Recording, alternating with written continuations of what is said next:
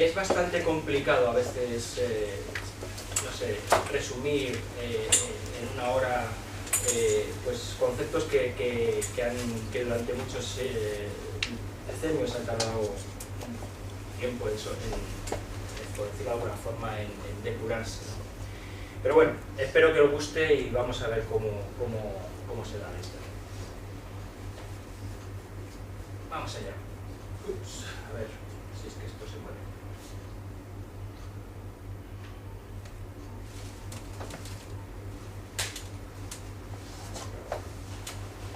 A ver, sí, soy los mando.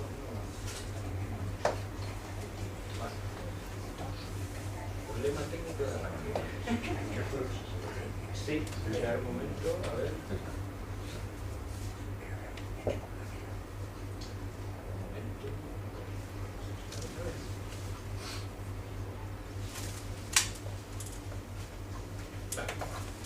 Bueno, aunque vamos a hablar de espectroscopía, bueno, pues he preferido contaros una pequeña anécdota inicial sobre el tema astronómico es el tema que siempre nos gusta, es el enseñar fotografía, ¿no? O sea, muchos de vosotros realizáis posiblemente astrofotografía, etcétera. Entonces, imaginaros por un momento que tuvierais que contarle a vuestros amigos algunos logros de lo que habéis hecho desde el punto de vista astronómico. Entonces, bueno, lo normal es que mostráis una foto, ¿no? Y la foto, pues, muchas veces, pues no hay que decirlo, hablan por sí solas, ¿no?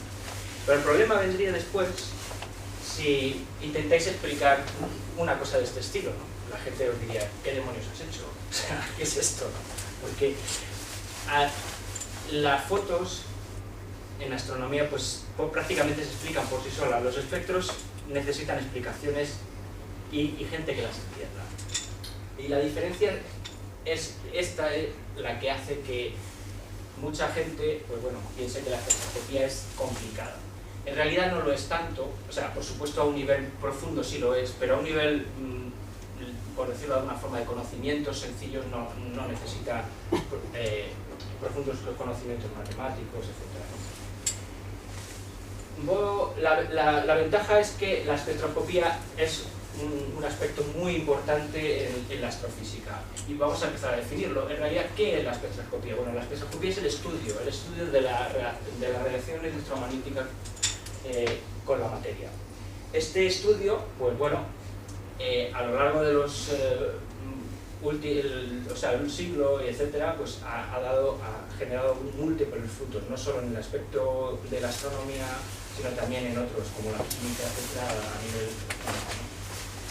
Y su objetivo simplemente es captar información, o sea, acerca de nuestro entorno, de lo que hay, de los objetos radiantes. Incluso se sabe que no todo tiene que ser la radiación visible, sino que existe radiación infrarroja, etcétera, en otras bandas, que es la que hace que se pueda observar y detectar y analizar. En el caso de la astronomía, lo que sucede es que se pretende conocer la estructura interna de los objetos celestes. En el fondo, es una cuestión, parte del conocimiento humano, el querer saber más de los objetos que tenemos distantes, ¿no? Y la espectroscopía en ese aspecto ha sido un elemento vital en los últimos, como digo, el siglo, etc. Por supuesto es una técnica analítica y requiere experimentación, ¿vale? Pero no es extremadamente complicado, como digo, a unos niveles básicos. En realidad todo es luz, materia, radiación. Entonces, ¿dónde empieza en cierta forma el pistoletazo de salida del entendimiento de la estructura de la luz y de la materia? Pues empieza con Newton. Newton, con su famoso experimento del prisma, reveló y demostró que la luz blanca se descomponía en colores, y eso abrió unas perspectivas muy importantes para el conocimiento científico. Newton favoreció, todavía las teorías sobre la luz eran muy primitivas, y en aquel momento priorizó la idea de que la luz era en su esencia pequeñas partículas. A lo largo de la historia esto ha ido cambiando y fue una pequeña batalla entre si la luz eran partículas o eran ondas, pero efectivamente luego se comprobó que al final es una cuestión de ambas, o sea, es una forma en la que ambas se manifiestan. Pero bueno, lo importante es saber que Newton fue realmente el punto de partida. Previamente a él no había nada realmente digno de mención. El siguiente investigador, o por decirlo, personaje que dio un empujón fuerte a la espectroscopía fue Fraunhofer. Fraunhofer fue una persona que gracias a disponer de un instrumental muy avanzado y de ser una persona muy metódica, pues llegó a conseguir espectros solares en los que observó que había líneas, y esas líneas se formaban de una forma sistemática, no eran errores de la óptica, etcétera, etcétera. Entonces pensó, bueno, vale, esto tiene que tener un fundamento. Evidentemente en aquel momento él marcó esas líneas que hoy tienen su nombre, tiene el honor de tener el nombre de él, pero no se conocía la razón de esas líneas, era demasiado complicado para la época.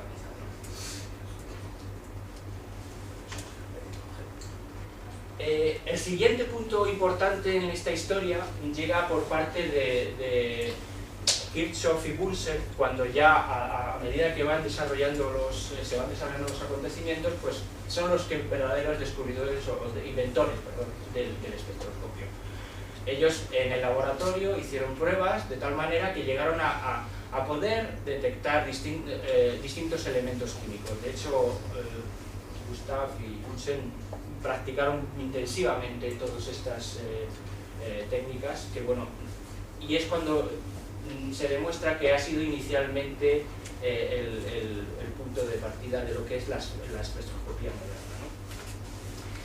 El problema con el tema de Kirchhoff es que también hay otras leyes que tienen el mismo nombre y hay que intentar no confundirlas, ¿no? Mucha gente que dice, bueno, sé las leyes de Kirchhoff, bueno, hay que saber que él era una época en la que él todavía podía investigar en muchos campos que hoy ya evidentemente pues, están cambiando la especialización. Bueno, la radiación electromagnética, ¿qué es? En el fondo es simplemente, bueno, es una energía que se propaga en el medio y no necesita, o sea, puede hacerlo en el vacío, a diferencia de otras ondas como puede ser el sonido, que necesita de aire o de otro medio. Y son movimientos ondulatorios de un campo electromagnético y de un campo eléctrico y un campo magnético. Y el problema es, se producen de forma muy variada. ¿Por qué? Porque es muy amplia la cantidad, el rango electromagnético, como ahora veremos, es enorme. Entonces hay muchos procesos que la generan. Vale.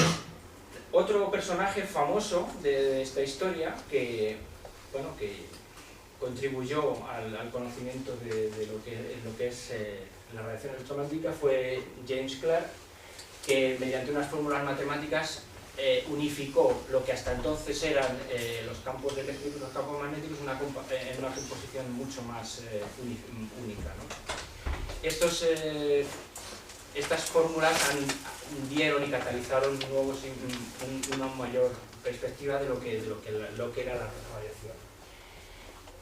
Entre los fenómenos asociados con la radiación electromagnética hay varios que son de extremada importancia. Entre ellos está la refracción, la dispersión, la reflexión, la emisión. Todos estos suceden de una forma conjunta o individual. Siempre hay una serie de factores que intervienen y es lo que hace que la espectroscopía esté tan ramificada y tenga tantas áreas de especialización. O sea, cuando hablamos de espectroscopía óptica estamos refiriéndonos obviamente a solo el rango visible por el ser humano, pero luego hay espectroscopías de otro tipo que requieren un instrumental diferente. Evidentemente yo voy a explicaros la espectroscopía óptica en el sentido de que considero que la inmensa mayoría de los astrónomos aficionados, si algún día hacen algún tipo de espectroscopía, va a ser de ese estilo. En cambio, por ejemplo, sondas espaciales o sondas que van a otros planetas, pues pueden realizar espectroscopía de otro estilo, como la Raman, etc. Bien. Como digo, la luz es simplemente una de las manifestaciones y tenemos un rango dentro del cual la detectamos, ¿no? Que está entre los 400 y los 700 nanómetros. Bueno, aquí veis lo que es una representación de lo que es el espectro electromagnético. El espectro electromagnético es inmenso y bueno, hay una pequeña anécdota, bueno, no es una anécdota, es en realidad un conocimiento de que si, por ejemplo, para que os deis cuenta de la inmensidad del rango que cubre el espectro electromagnético, es algo equivalente como, por ejemplo, si midiéramos con una cinta cinematográfica que fuera desde Madrid hasta Moscú, más o menos, ¿no? Aproximadamente, pues si consideráramos que ese fuera el rango del espectro electromagnético, la parte visible simplemente ocuparía unos 3 centímetros. O sea, esa enorme cantidad de aproximadamente 3.400 kilómetros que hay, lo que nuestro ojo humano solo ve esa parte tan pequeña, ¿no? Pero en cambio para nosotros es fundamental, obviamente. Lo que quiero deciros por ello es que el cubrirlo completamente, el estudiarlo completamente es una tarea inmensa y evidentemente es la que hace que la astrofísica haya desarrollado tantos métodos diferentes, ¿no? Bien, las ondas electromagnéticas tienen una frecuencia y una longitud de onda. Evidentemente, cuando tienen cuando tienen una distancia mayor, tienen menor energía, ¿de acuerdo? Y esa distancia normalmente hace que se califiquen, por ejemplo, como ondas de radio, por ejemplo, que son con una longitud de onda mayor. Cuando la longitud de onda es menor, como por ejemplo los rayos gamma o los rayos X, pues tienen una energía mucho más poderosa. Son cosas que prácticamente todo el mundo conoce, pero está bien siempre recordar, ¿no? Paso a continuación ya a explicaros qué es un espectrógrafo y cómo un astrónomo aficionado puede entender y usar un espectrógrafo. Los espectrógrafos son aparatos que sirven para medir la luz, en este caso de los objetos celestes, y tienen la función de conseguir los espectros, ¿vale? En esencia, un espectrógrafo, en su forma más sencilla, consta de una rendija donde entra la luz. Esa rendija puede ser lineal o puntual. Luego una lente colimadora que hace que el foco colime, o sea, la luz se colime para entrar paralela al elemento dispersor. Luego el elemento dispersor en sí, que ya veremos que hay distintos tipos. Luego, a continuación, unas lentes de calibración o de focalización y finalmente el detector. Como digo, en esencia son 5 elementos muy sencillos, pero en la práctica los espectrógrafos pueden tener una complejidad inmensa, tanto por añadir elementos necesarios para filtrar o para conseguir ciertas características, o simplemente por el tamaño, ¿no? Porque a veces se requiere que estén acoplados a telescopios enormes, etcétera, o a instrumentos que deben de ser muy pequeños. O sea, la variedad de instrumentación es enorme.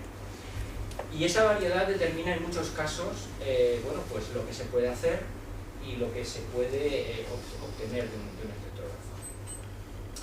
Como os decía, hay varios elementos de dispersión. El básico con el que empezó Newton es el prisma, ¿no? El prisma se usa para descomponer la luz en colores, y es fue durante mucho tiempo el único que se conocía, pero con el tiempo apareció otro que le supera en ciertos aspectos técnicos. Por supuesto que hay muchos espectrógrafos que siguen usando los prismas, pero el prisma tiene ciertas desventajas frente a la red de difracción, en el sentido de que a ciertas posiciones, a ciertos valores, hay unas distorsiones mayores que las que ofrece una red de difracción, que son más lineales, ¿no? La red de difracción es el otro elemento que puede usarse para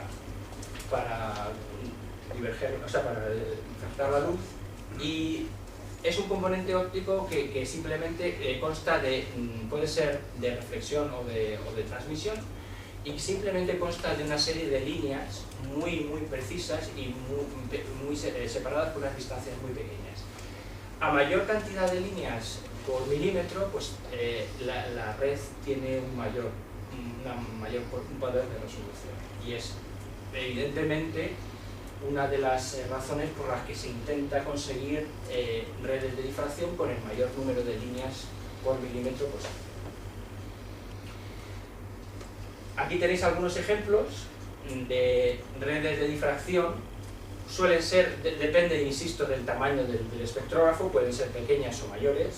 A veces el diseño propiamente dicho del espectroscopio es el que determina qué tipo de red se necesita. Y bueno, pues también las hay de distintas calidades, etc. El componente más sencillo que podéis tener, donde podéis encontrar una red de difracción es en un CD-ROM. O sea, en la superficie del CD-ROM, si muchos de vosotros lo habéis comprobado, podéis usar, es una red de difracción por reflexión.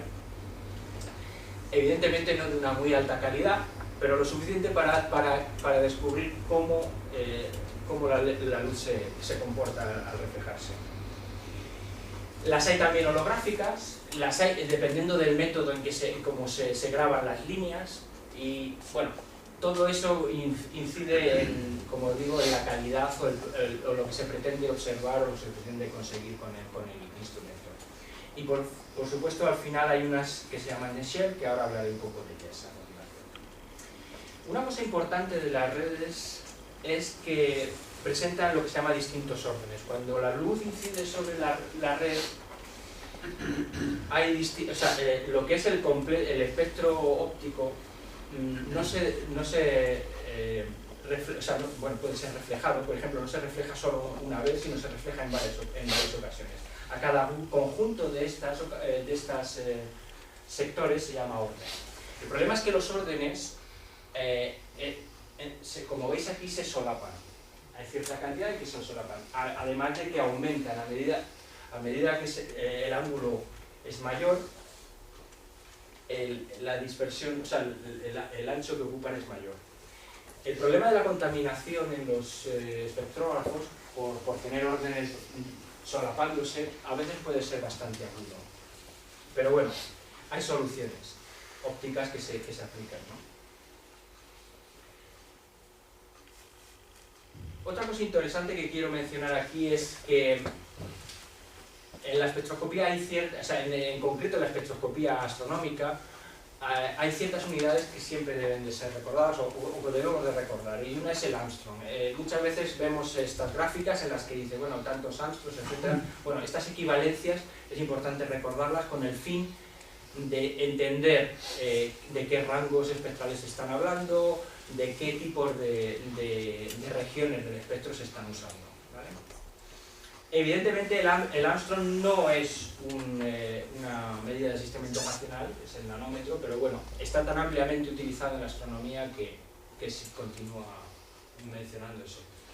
Como os decía antes, también el rango visible está entre 3.000, entre 3.000 y 7.000 Armstrong o 4.000, bueno, ahí divergen un poco, pero bueno, en realidad andan por esos valores.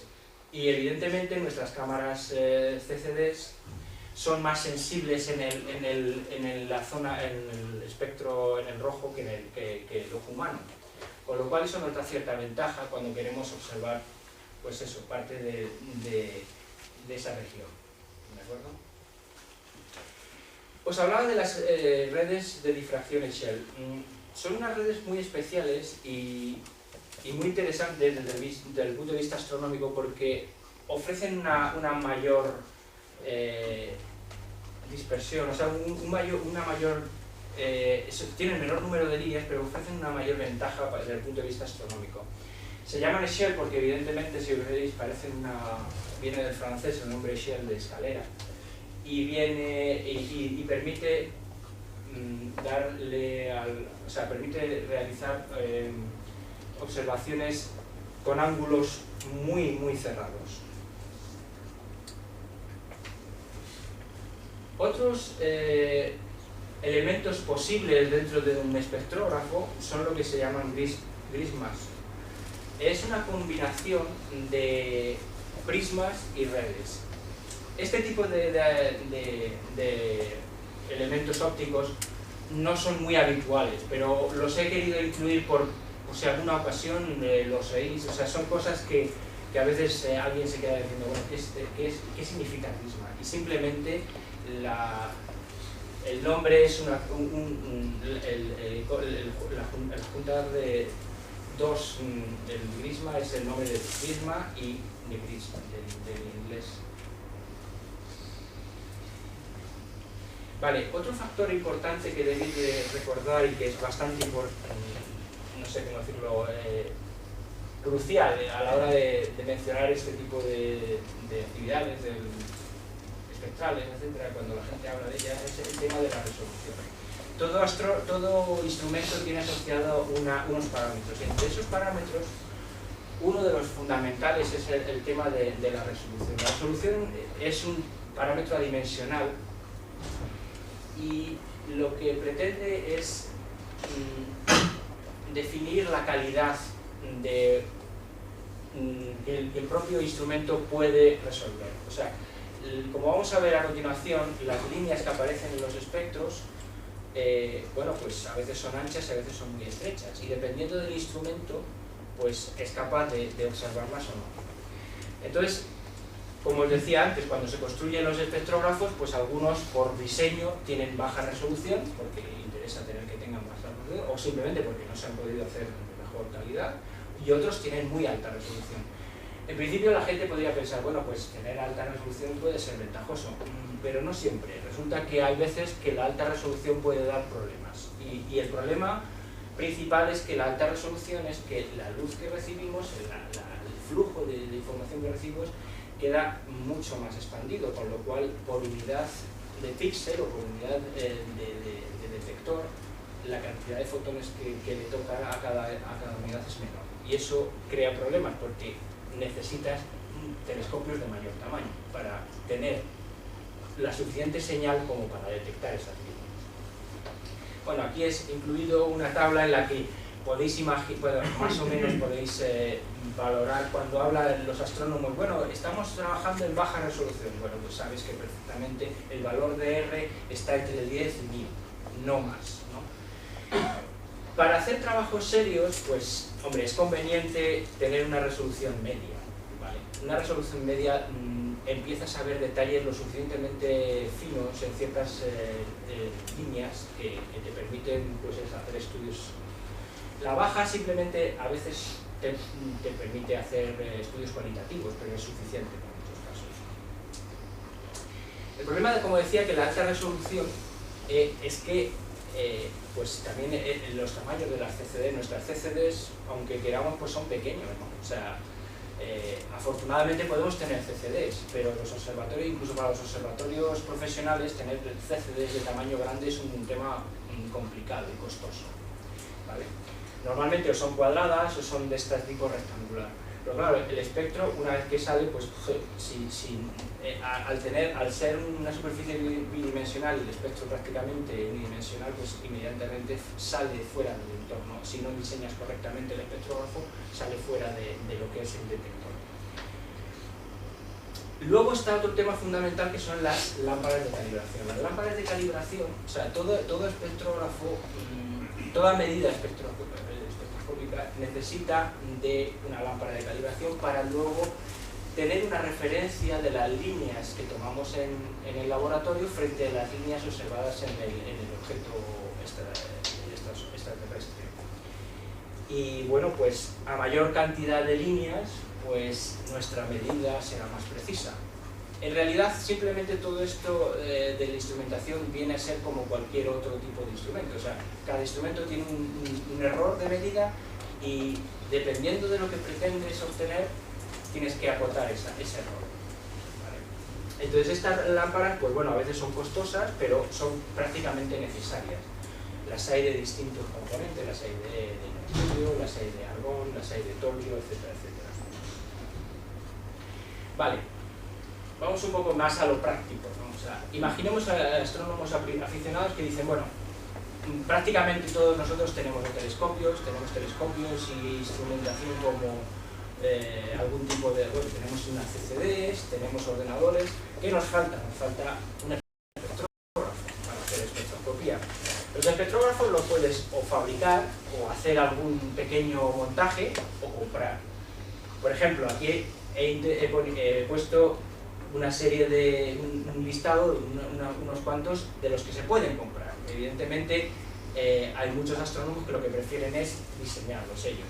El diseño de los espectrógrafos, sin ser difícil, sí requiere tiempo o planificación. Entonces, ¿qué puede hacer un astrónomo aficionado si quiere hacer espectroscopía? Bueno, pues una opción sencilla es, por ejemplo, poner lo que se llama un prisma objetivo. Es simplemente al final del o sea, la parte externa del telescopio, añadirle un componente de dispersor. Ya sea, normalmente suele ser una red por transmisión, que de hecho las hay muy económicas simplemente en plan, ¿cómo se llama? De estos de papel para motivos educativos. Es simplemente una lámina que la montas sobre un marco y la puedes poner perfectamente en la parte exterior del telescopio. Con eso simplemente ya consigues una observación, en vez de tener una imagen de cada estrella, obtener un espectro. Evidentemente son espectros de baja resolución, pero bueno, sirven como una aproximación inicial bastante práctica. Luego puedes hacer otro tipo de diseños, como estamos hablando de los que junto con otros compañeros hemos diseñado. Por ejemplo, este tipo de espectrógrafo es un espectrógrafo con prisma, un espectrógrafo de baja resolución. Lo hemos diseñado, está de hecho en páginas web que lo podéis mirar y descargar, los planos son públicos, etc., ¿no? Y con este tipo de espectrógrafos, pues lo único que tenéis que hacer es acoplar un sistema de guiado y una cámara CCD, y es suficiente para ya empezar a tener espectros. Como veis, los componentes son los que os he mencionado antes, los básicos: un colimador, un prisma, unas lentes y luego ya la cámara CCD que podáis poner, o simplemente una cámara comercial. Pero aquí quiero hacer una salvedad, un inciso importante. Como buenos astrónomos sabéis que las cámaras que usamos para hacer fotografía común y diaria pues no son muy buenas, o sea, no son las adecuadas para hacer astronomía. Recordar que la astronomía, el formato que se usa de imagen es el formato FITS, y recomiendo altamente que todo aquel que vaya a hacer espectroscopía que estudie el proceso para usar el formato FITS, ¿vale?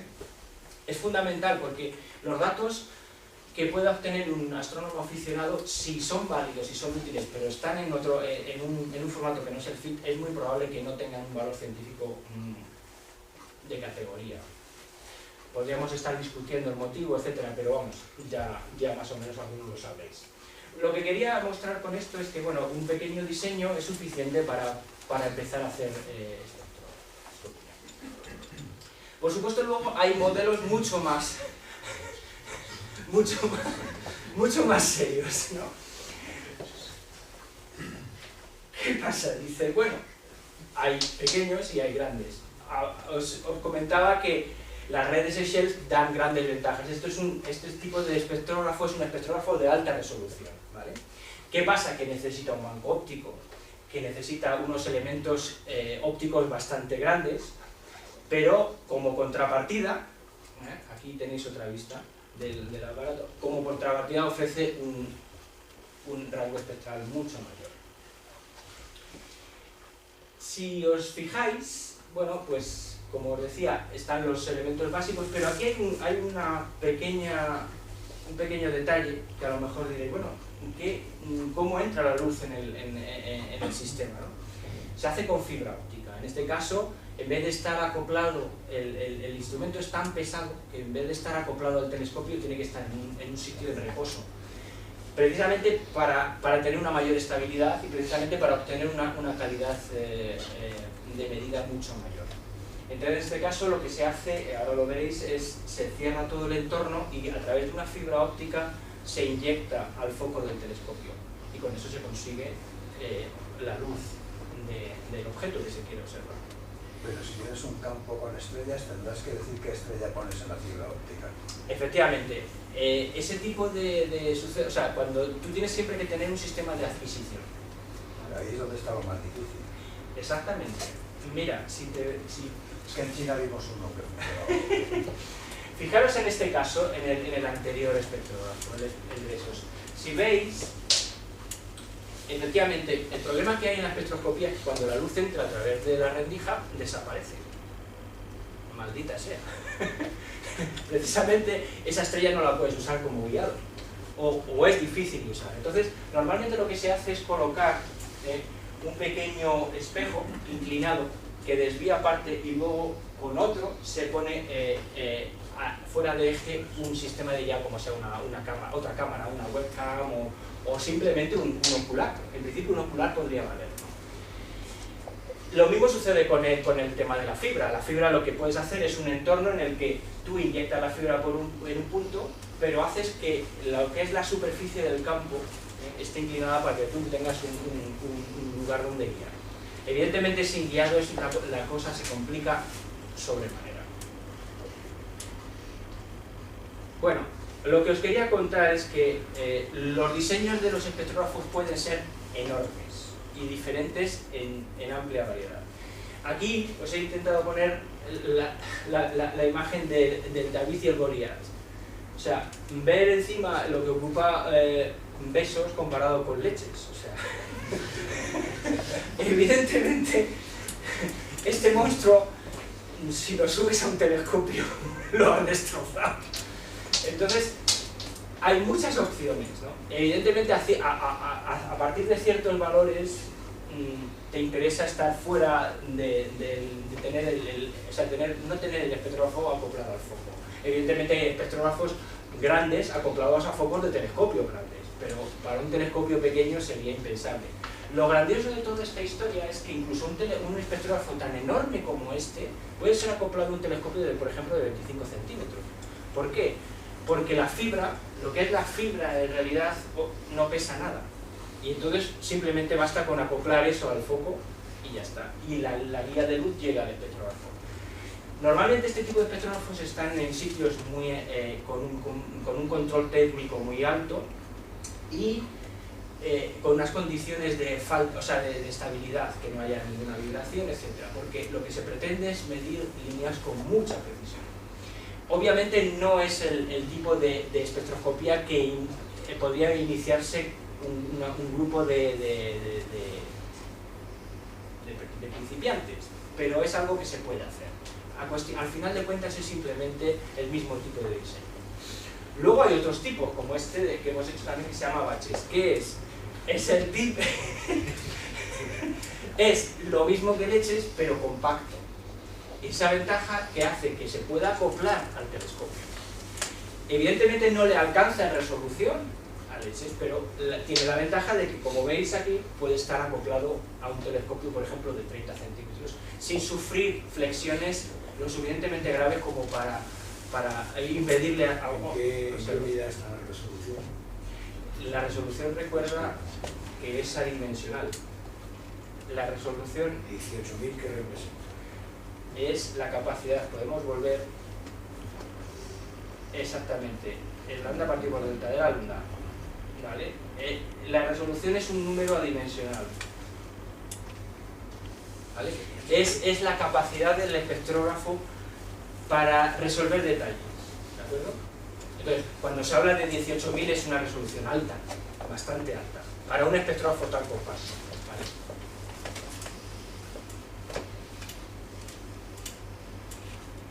De acuerdo. Bueno, y ahora os enseño algunos resultados. Perdón. Algunos resultados de batch. Por ejemplo, este es el resultado del espectro solar. Evidentemente, esta foto está tomada con una cámara reflex. No debe, o sea, la idea, como os decía antes, es que con motivos didácticos con motivos didácticos... No.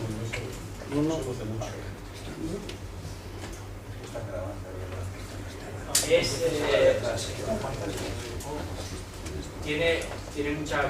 bastante útil, pero desde el punto de vista científico, como os decía, no tanto. Este es otro espectro tomado de una lámpara de calibración de torio. Imaginar que tenéis que hacer una medida muy precisa de la línea. La ventaja que tiene el torio, que es un elemento con un número atómico 90 muy alto, es que tiene una gran cantidad de líneas. Como os decía antes, a mayor número de líneas, mayor precisión en la medida. Este tipo de espectrógrafo se podría, en teoría, bastante controlado, poder incluso llegar tal vez a medir velocidades radiales muy pequeñas.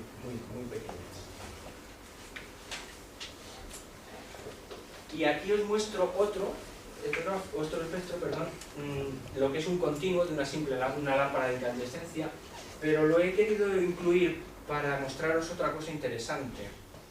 Posiblemente os daréis cuenta de que lo que es las bandas son evidentemente pues, distintas longitudes de onda, etc. Pero hay una serie de líneas así que están atravesando este espectro.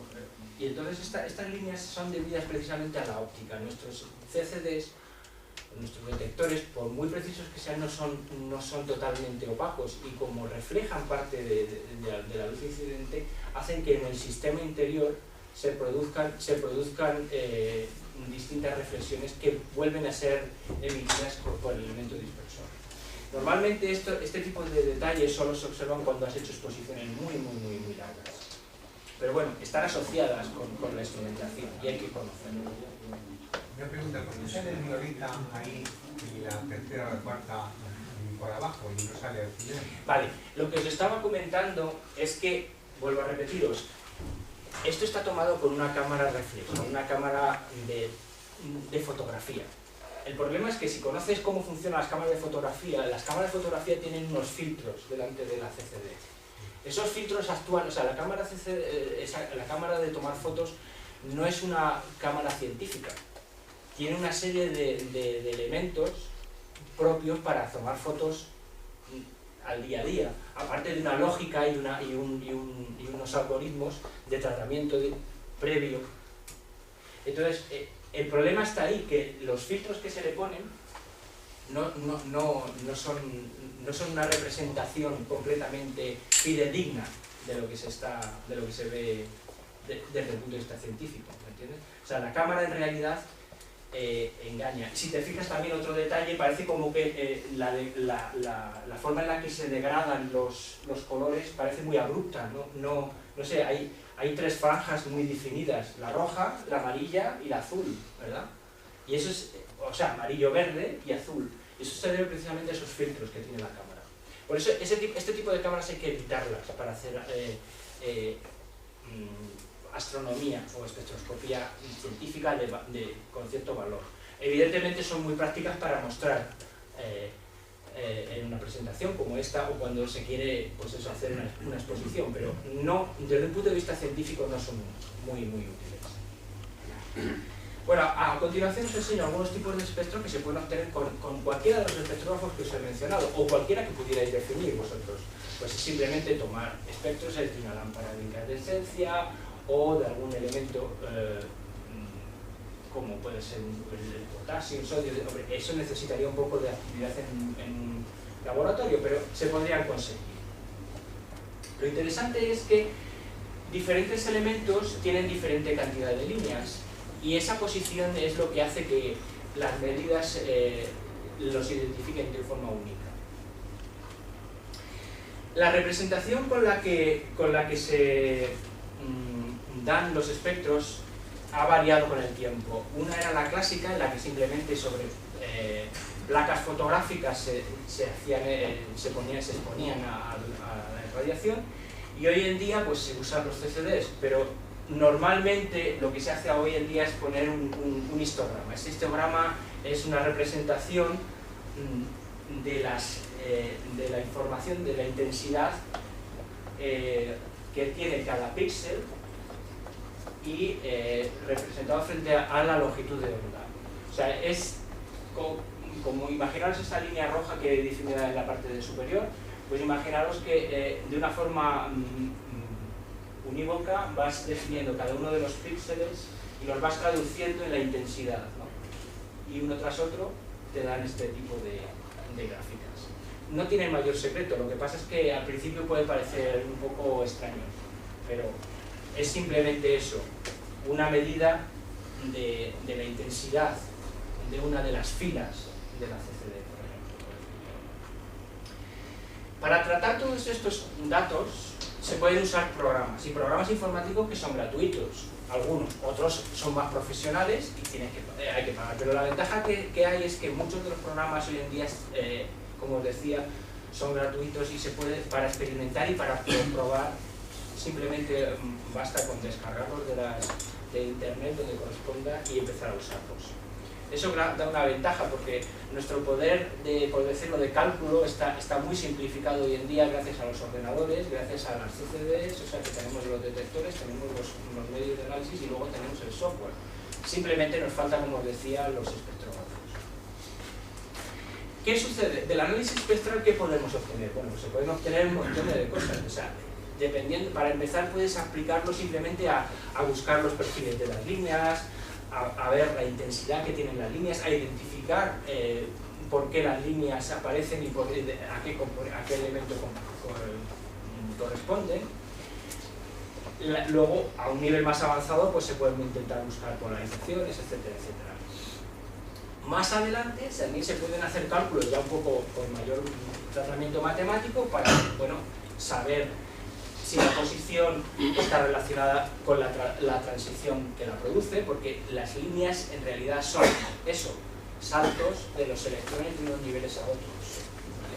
Y son un resultado conjunto, no solo de un electrón, sino de un conjunto, y por eso a veces son anchas o más estrechas, ¿vale? Se pueden encontrar efectos Doppler, que es el más famoso y el más usado en la espectroscopía, con el fin de demostrar si el objeto se está acercando o se está alejando de nosotros, y otro tipo de efectos como el Zeeman, etcétera, etcétera. Las leyes de Kirchhoff, como os decía, son fundamentales en la espectroscopía, porque son las que definen el tipo de espectro que vemos. Hay básicamente tres tipos. Uno es lo que llamamos el continuum, que es simplemente lo que os enseñaba antes, una fuente incandescente, que os da lo que llama un espectro sin ningún tipo de línea. Luego un espectro de absorción, que es el que se produce cuando las líneas espectrales están pasando a través de un gas, ¿vale? Entonces, gracias a eso se puede definir la composición del gas, se puede demostrar. Y luego las de emisión, que son lo contrario, o sea, cuando el objeto está a una temperatura tan alta que emite. Muchas veces los objetos tienen medidas, por decirlo, o sea, compartidas, o sea, en el sentido de que a veces presentan absorciones y emisiones. No el mismo objeto, sino simplemente porque antepuestos a uno de ellos se pueden observar. A continuación se hicieron lo que se llaman los tipos espectrales. Las estrellas principalmente se clasificaron a finales del siglo XIX, se categorizaron, por decirlo de alguna forma, y se hizo una secuencia para clasificarlas. Evidentemente esa secuencia correspondía a una serie de características y la principal era la temperatura. Evidentemente durante la historia hubo modificaciones, etcétera. Luego se le añadieron números para clasificarlas con una mayor precisión. Lo que es importante mencionar es que ese tipo de clasificación aún se mantiene al día de hoy y bueno, pues ha servido para identificar de una forma mejor lo que es la evolución estelar.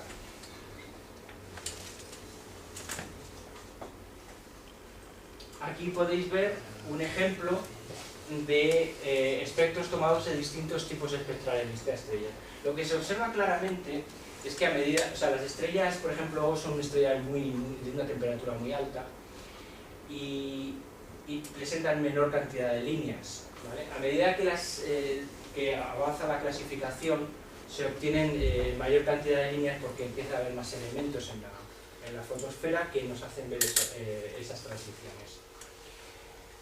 Con el tiempo, si observáis y hacéis medidas y conseguís pues eso, ser sistemáticos en la observación, pues podréis llegar a identificar qué tipo de estrella es simplemente por la cantidad de líneas que tiene, ¿no?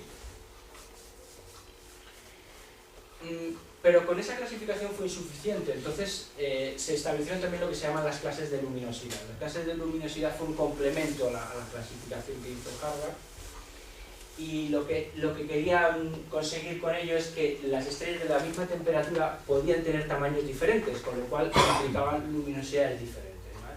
Este sistema, pues, de clasificación se examina, o sea, líneas sensibles a la gravedad, y entonces la estrella se la puede estimar el tamaño. Entonces, ¿qué permite la clase de luminosidad? Definirlas como gigantes, como enanas, etc. Que ese el sistema de Harvard era incapaz de hacer. Por ejemplo, el Sol está dentro de las estrellas enanas, lo sabemos, que es una estrella comparativamente pequeña con las enormes que hay, ¿no? Como Betelgeuse o otro estilo.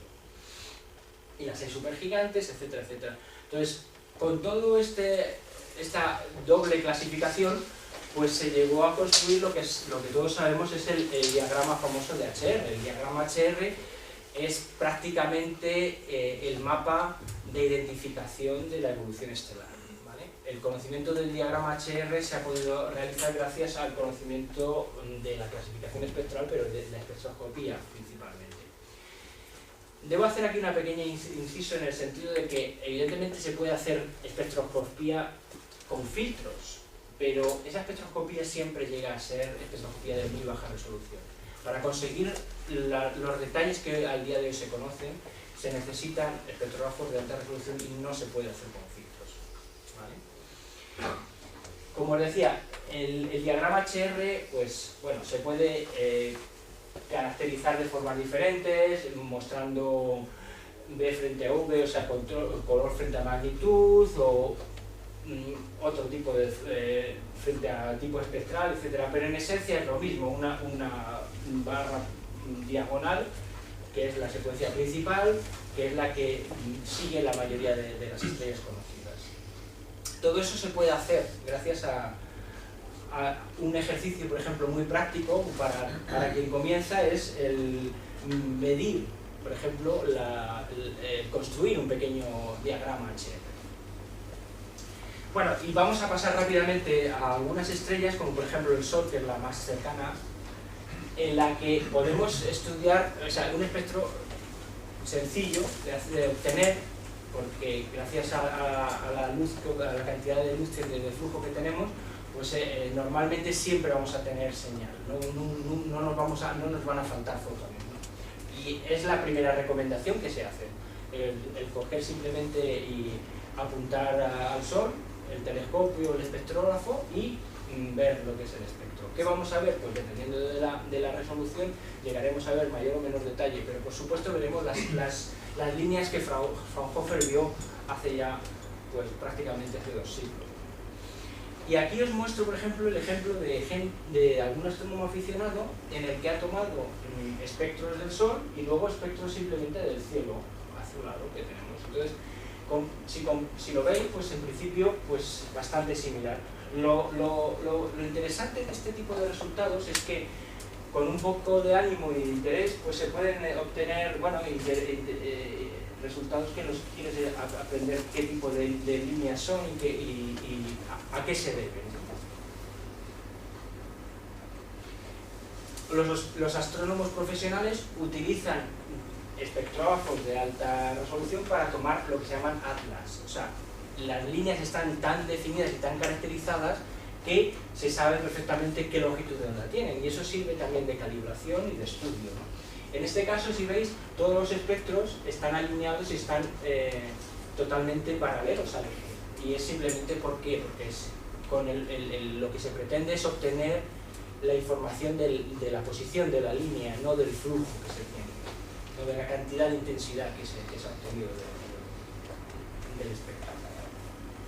Gracias a la espectroscopía también pues hemos podido saber las abundancias químicas que tienen las estrellas.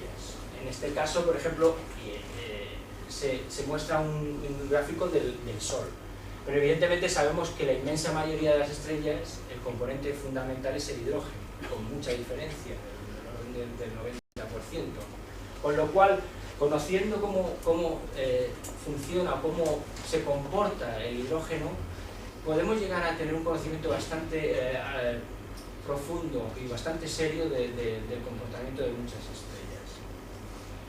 Dentro de las líneas que se observan en los espectros hay una que en especial que es muy característica y que continuamente los astrónomos profesionales y aficionados deben de conocer, y es la que llaman la H-alfa. La línea H-alfa es una línea que es de color rojo, ¿vale? Y es de la serie de Balmer y que tiene una longitud característica de 65,6 nanómetros. Es muy característica, enseguida destaca porque muchas veces es muy ancha o es la más pronunciada. Y evidentemente una vez que sabes el gráfico que estás mirando y sabes que el rango espectral lo cubre, normalmente la puedes ver. Ahora vamos a ver algunos ejemplos. En cambio, a simple vista no se observa, casi, no se puede ver. Aquí la veis, es esta roja digamos, en la parte derecha. Bueno, luego, como quería también explicaros un poco, son los tipos espectrales. Los tipos espectrales, pues como están aquí definidos, pues he hecho una pequeña lista, pero bueno, tenéis que saber simplemente que las estrellas O son las más de mayor temperatura, como os decía antes, tienen menor cantidad de líneas, ¿vale? Pero son estrellas pues del tipo, a veces son incluso pues eso, enormes, son muy grandes. También las hay más pequeñas, pero en general son estrellas bastante grandes. Muestran distintos tipos de ionización y bueno, lo interesante es observarlas con espectrógrafos de alta resolución para obtener detalles que con espectrógrafos pequeños no se alcanzan. Luego en la secuencia están las estrellas B, que tienen una temperatura aproximada de superficie de unos 15.000 Kelvin, y bueno, esas estrellas son más blanco-azuladas, tienen líneas de helio y son observables algunas de oxígeno. Es interesante ver que, bueno, este tipo de observaciones de todo este tipo de estrellas, lo bueno es verlas en conjunto, ¿no? para diferenciarlas unas de otras. Luego están las A, que son estrellas blancas, que como veis la temperatura va bajando, y luego están las F, que es un blanco amarillento, simplemente por el color pues se van caracterizando, ¿no? A continuación está la G, que entre la que forma parte el Sol, como decía, el Sol tiene un espectro de tipo G2, y bueno, tiene una temperatura de superficie de 5500 Kelvin. Luego están las K, que son más anaranjadas, amarillas anaranjadas, etc. Y luego la clasificación espectral ha cambiado, se han añadido distintos elementos, o sea, distintas letras, porque bueno, las estrellas, aunque son estrellas que existen en una gran cantidad, pues no era fácil clasificarlas, era un tema complicado. Entonces son estrellas que, bueno, incluso las han clasificado algunas de tipo C, las tipo Y, etc. Pero esas estrellas, ya os digo que como observación pues es interesante, pero algunas son bastante más débiles, ¿no? Por supuesto las C son de carbono, evidentemente, principalmente porque el carbono forma parte es un constituyente bastante poderoso del espectro. En realidad lo que quería comentaros es simplemente que cada tipo espectral le corresponde una serie de características que una vez que uno se acostumbra a ver espectros, pues inmediatamente o prácticamente inmediatamente lo sabe diferenciar. Unas estrellas que son muy interesantes para los observadores y para los aficionados son las estrellas de tipo Be. Las estrellas fueron descubiertas por el padre Secchi en el siglo XIX. Son variables para aquellos que les guste el tema de tener variabilidad, y los espectros la mayoría de las veces son muy similares a lo largo del tiempo. Hay muchas estrellas como por ejemplo Vega que se toman como espectro como estándares, en el sentido de que no cambian prácticamente. Pero hay otras que sí, hay algunas líneas dentro de la estrella que varían, y esas variaciones es muy interesante medirlas porque se pueden obtener conocimientos sobre velocidades o si tienen discos a su alrededor, etc. Y este es el caso, por ejemplo, de las estrellas Be, que bueno, pues tienen varían a lo largo de diferentes escalas temporales, pueden ser algunas de horas, otras de años, se transforman en estrellas Be, vuelven a estrellas Be, etc. Y son de las más interesantes a estudiar por parte de los aficionados. En este ejemplo, por ejemplo, os muestro lo que os decía de una estrella Be observada con simplemente un telescopio de 11 pulgadas, o sea, no es necesario tener un telescopio de mucha apertura. En este caso, pues son 4 estrellas, y observar cómo la línea de H alfa, en cada una de ellas se comporta de forma diferente, en una es muy puntiaguda, en otras tiene doble pico. Incluso si se observara de forma regular, a lo mejor se vería que ese doble pico se transforma, etc. Se hacen secuencias temporales y se puede medir efectos que tiene la estrella. Otra cosa muy interesante es que la espectroscopía en determinados lugares, por ejemplo en grupos franceses y alemanes, está últimamente muy en auge. Entonces estos grupos, en grupos estadounidenses también, están realizando campañas de observación. Esas campañas, por ejemplo, pues miden longitudes de onda próximas al H alfa, o en este caso al helio, y ven cómo varían. Y en este caso, por ejemplo, estamos hablando de Delta Orionis, o sea, una estrella que es muy fácil de observar, ¿verdad?, en magnitud 2. Y como veis, a lo largo del tiempo la línea cambia, ¿verdad? O sea, se ha movido. Entonces esos movimientos se pueden calcular, se pueden medir para ver el comportamiento. Si os fijáis con un poco de detalle, hay una cosa pequeña, un poco sorprendente en estos espectros, y es que la línea principal, la ancha, se mueve, pero hay unas líneas que están ahí sin moverse. No sé si alguno de vosotros tiene un poco de experiencia con la espectroscopía. Os tengo que decir que hay líneas que nos sirven también de calibración sin ser las líneas que tomamos por nuestras lámparas, son las líneas que producen nuestra atmósfera. Son las llamadas líneas telúricas. Aunque no son de alta, o sea, no se pueden utilizar para precisión altísima, pero a veces nos ofrecen ayudas. Esto es, por ejemplo, sabemos perfectamente que esas líneas son de nuestra atmósfera, mientras que las otras no, porque se han movido.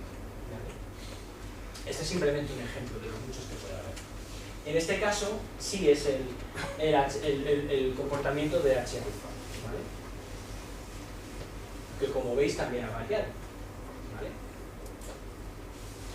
Es muy interesante seguir estas campañas, porque si por ejemplo se dispone del equipamiento adecuado, el contribuir al estudio del grupo pues es muy sencillo. Vale, quisiera ya terminar diciendo pues que lo más importante de todo esto es al final tener motivación, y afortunadamente hoy en día hay muchos medios para tener información, para tener colaboración y para tener grupos de trabajo. Entonces es simplemente una cuestión de entusiasmo y de añadirle un poco de tiempo, porque prácticamente hoy en día todos aquellos que tienen un poco de afición a la astronomía pues tienen el telescopio, tienen la CCD y tienen el ordenador. Lo único que falta, ya os digo, es preparar el instrumental de espectroscopía. Internet en ese sentido nos ayuda enormemente, porque hay un montón de páginas con resultados a nivel privado y a nivel grupal que actúan de forma interesante. Bueno, lo que quiero hablar un poco de conclusiones es que el resultado del análisis espectroscópico tiene un valor científico muy alto.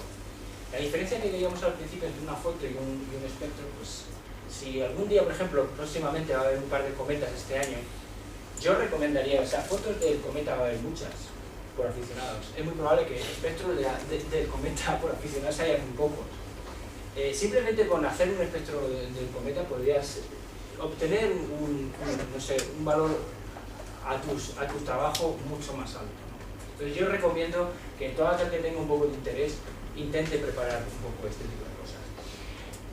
La principal motivación por la que se aplica la espectroscopía es eso, el conocimiento. Y evidentemente me he concentrado en estrellas, pero podemos hablar de planetas o de cometas o de galaxias o de cuásares incluso, pero claro, ahí ya empezáis a necesitar equipamiento un poco más poderoso. En realidad la espectroscopía demanda mucha cantidad de luz, mucho más que simplemente una foto.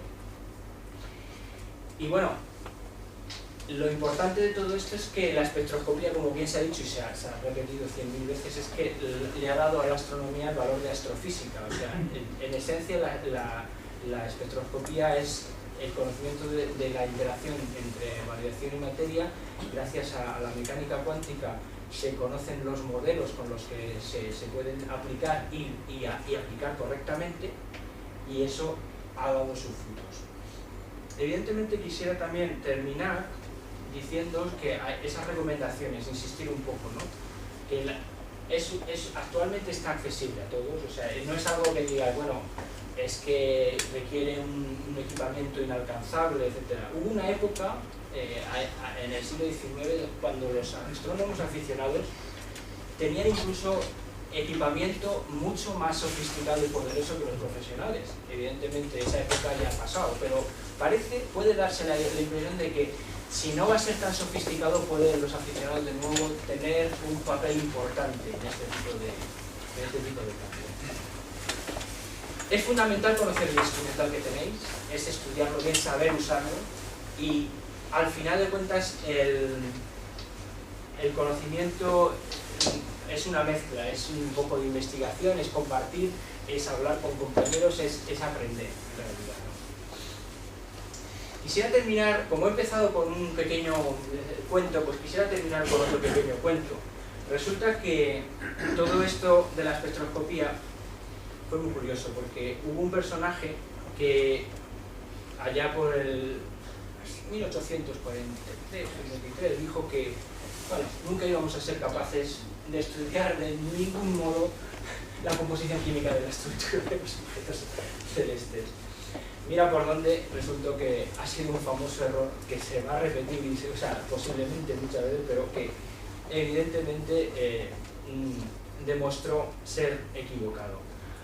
Al final sí sabemos mucho gracias a la espectroscopía, y el futuro sigue siendo muy prometedor. Pues con eso termino. Gracias por vuestra asistencia y por vuestra atención.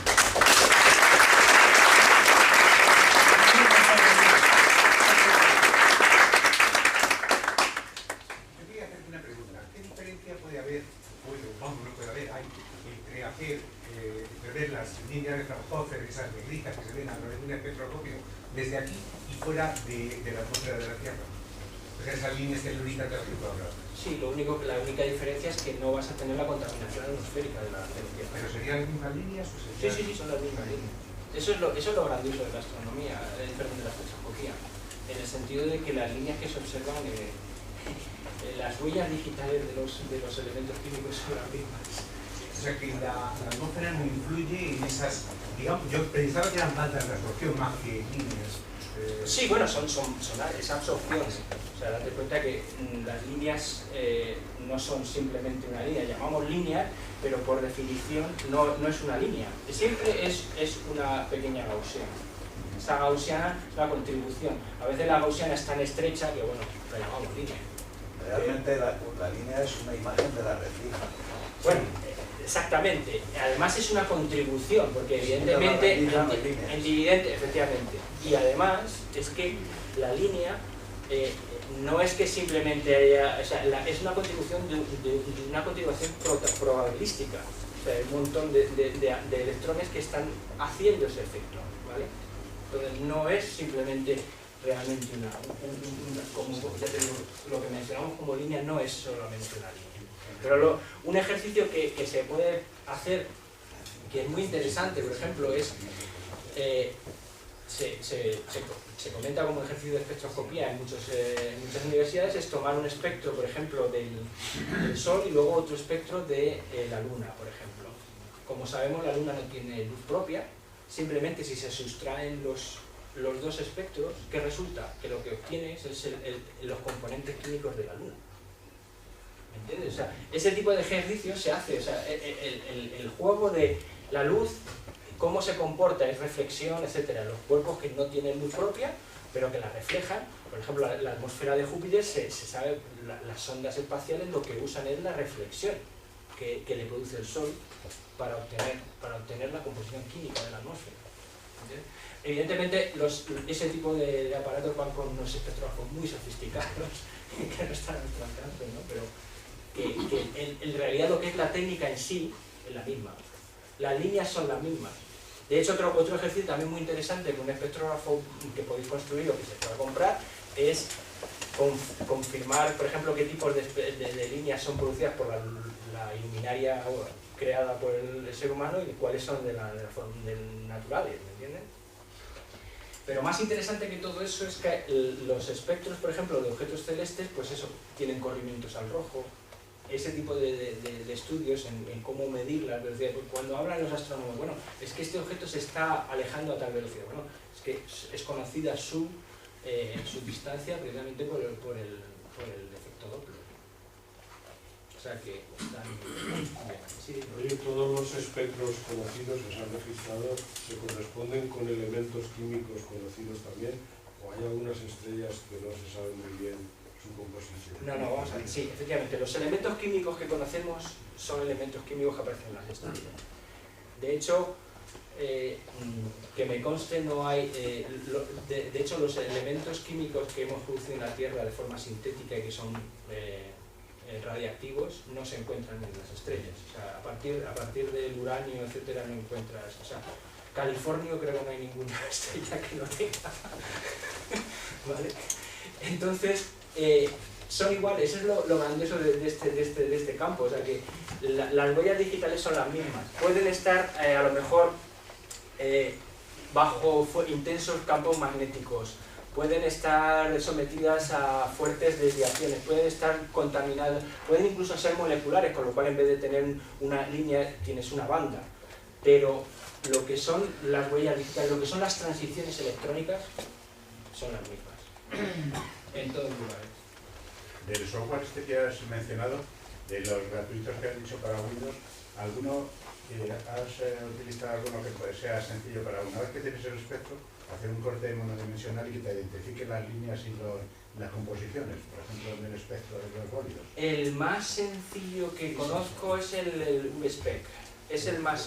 De los que te he mencionado...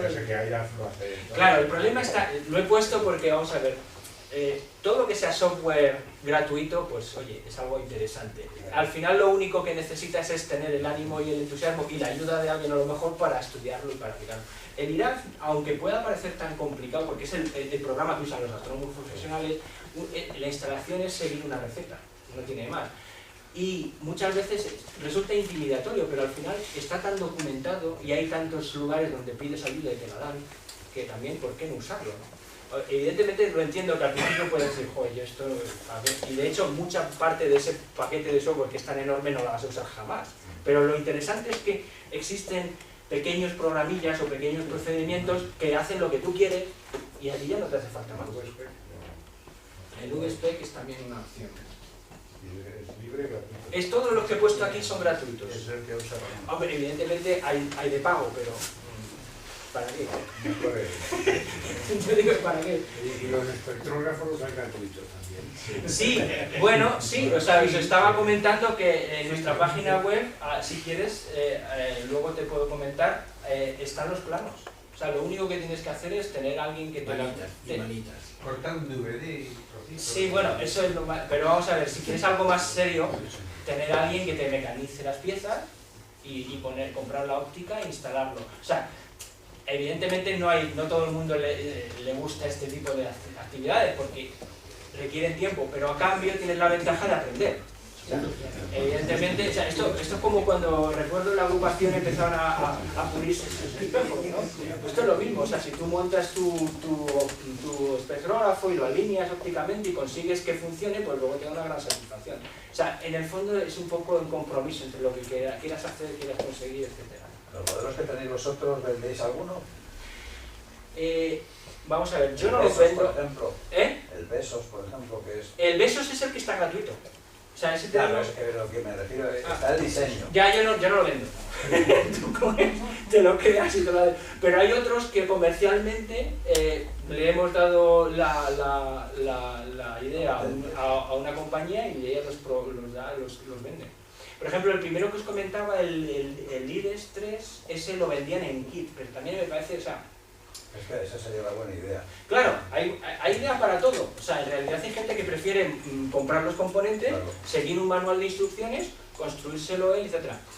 Te ahorras un dinero, pero bueno, En un tiempo. y un tiempo, efectivamente. El problema, por ejemplo, del diseño de espectrógrafos está en la planificación. O sea, tienes que tener muy claro qué es lo que pretendes con el espectrógrafo que diseñas. O sea, como os decía, puedes buscar unas resoluciones altas, pero porque tienes un telescopio grande, por ejemplo, y quieres obtener un resultado interesante, o puedes empezar de una forma más modesta y entonces, pues bueno, vas a una cosa pequeñita. Y entonces, eso ya depende un poco de Si quisieras medir exclusivamente algo concreto, como por ejemplo los movimientos de determinados cuerpos con respecto al observador. Sí, el efecto Doppler, sí. Sí, eso. ¿Hay alguno concreto, específico? ¿A qué te refieres específico? ¿Algún espectrógrafo? No, todos te van a hacer... Todos te van a dar ese dato. Exacto. Lo que pasa es Lo que te que lo pasa es que aplicarías una parte de Esto ella. es, el ejemplo es como, depende de la regla. O sea, puedes coger una regla que solo te mide unos pocos centímetros, luego te regla con más detalle. Pero lo que es la medida te lo van a dar. Algunos buscan, por ejemplo, hay La gente, gran diferencia en niveles de precisión. lo que decía Jaime, hay gente que le interesa, pues mira, yo no tengo interés en observar a lo mejor objetos específicos, pero tener un campo amplio y que si hay un bólido o hay un meteorito, ver que me deje el trazo y que me deje el espectro. Bueno, pues eso lo tienes que hacer, por ejemplo, más bien con un prisma objetivo. ¿Vale? Es simplemente eso. En realidad, como te digo, las opciones son muy grandes. Todo depende un poco de lo que intentes focalizar. La mayoría de los casos lo que se intenta es, para iniciarse, es una resolución media del orden de los 5000 y ahí ya empiezas a tener resultados interesantes. Por supuesto, la gente se vuelve muy ambiciosa y cuando las cosas le gustan, pues empieza a tener espectrógrafos más grandes. Por ejemplo, el de leches lo hemos hecho con una intención y es, por ejemplo, la pregunta que nos hacíamos cuando hicimos el diseño es: ¿pueden los astrónomos aficionados detectar exoplanetas? Pues con ese espectrógrafo aplicado a un telescopio adecuado puede que lo Y consigan. sin él también. Ya, pero a ver si me explico. Por supuesto, pero quiero decir de forma espectroscópica. Ese es el punto. La idea es, porque ya lo han medido de otra forma, pero espectroscópicamente es más complicado, ¿vale? Pero sí, o sea, insisto que todo depende de lo que intentes conseguir. Es una herramienta multiuso. Sí. Que tienes que diseñar un poco, es un traje a medida. Es un traje a medida que tú tienes que definir qué es lo que vas a querer.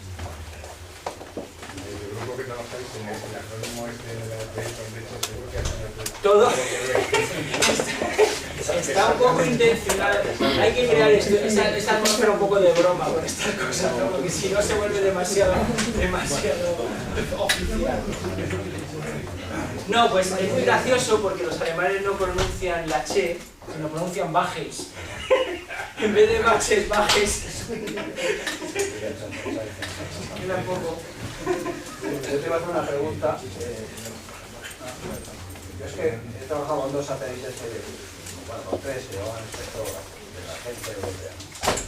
Con el IWE, con el ISO y con el ISO. Entonces, la palabra Grisman ha conocido trabajando con estos satélites, pero nunca he entendido cuál es la ventaja de utilizarlos, puesto que una red de difracción desvía las ondas cortas las que menos, mientras que un prisma es las que más. Sí.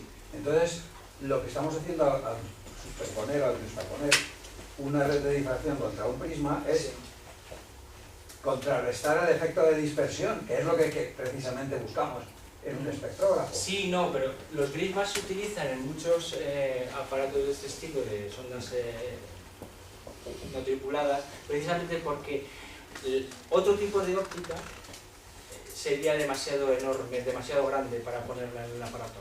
¿Entiendes? La ventaja de los grismas es que reducen mucho el espacio físico de la construcción del espectrógrafo, por un lado. Y luego, por otro, lo que están diciendo es cierto también, lo que se consigue con un grisma es que lo importante, como pasa con los Echelle, es que los órdenes se pueden solapar en una dirección, pero poniendo un segundo elemento dispersor girado a 90 grados, lo que estás consiguiendo es... Eso lo tenía liso. Exactamente. Exactamente. Lo que haces es saltar a los órdenes en diferentes posiciones, con lo cual tu CCD bidimensional obtienes los diferentes órdenes sin contaminación. Fíjate, el IUE lo hacía con un tubo de televisión antiguo. Sí. Y ponía los espectros Claro. en el... Luego, si os habéis fijado, en algunos de los, hay una problemática al reducir esos datos. Algunos, o sea, no es lo mismo que estén alineados perfectamente en una de las líneas de la CCD y otras veces están curvados. Todo esto son efectos de la óptica propia del espectrógrafo que tú tienes que corregir, pero ahí es donde entra el software que utilices para que haga esas tareas. Que en la mayoría de los casos, vuelvo a repetirlo,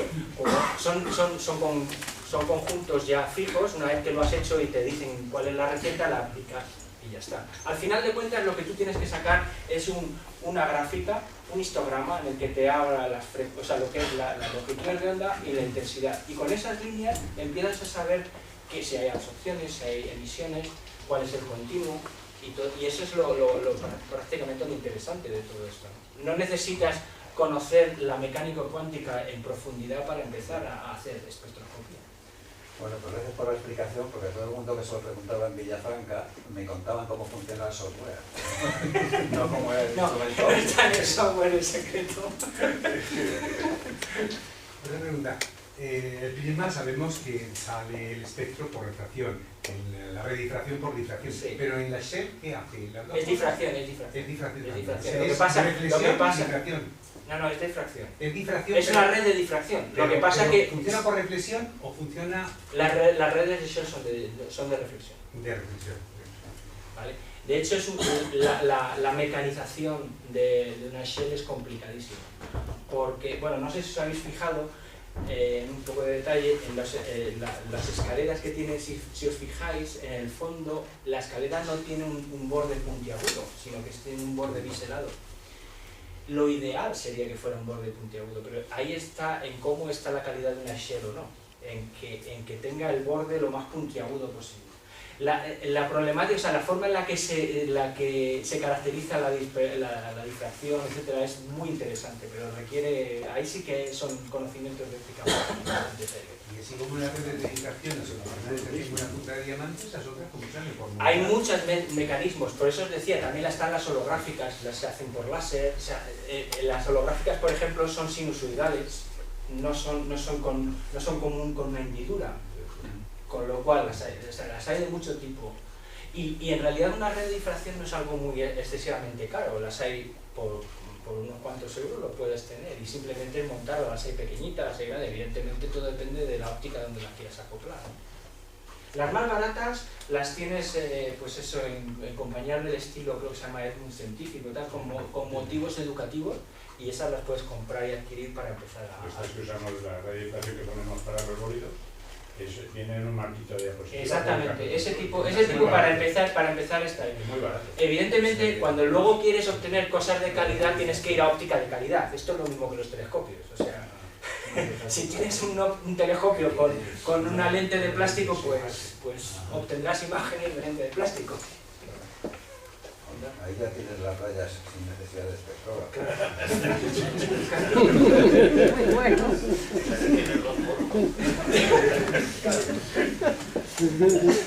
Bueno, pues espero que os haya gustado y espero que alguien nos...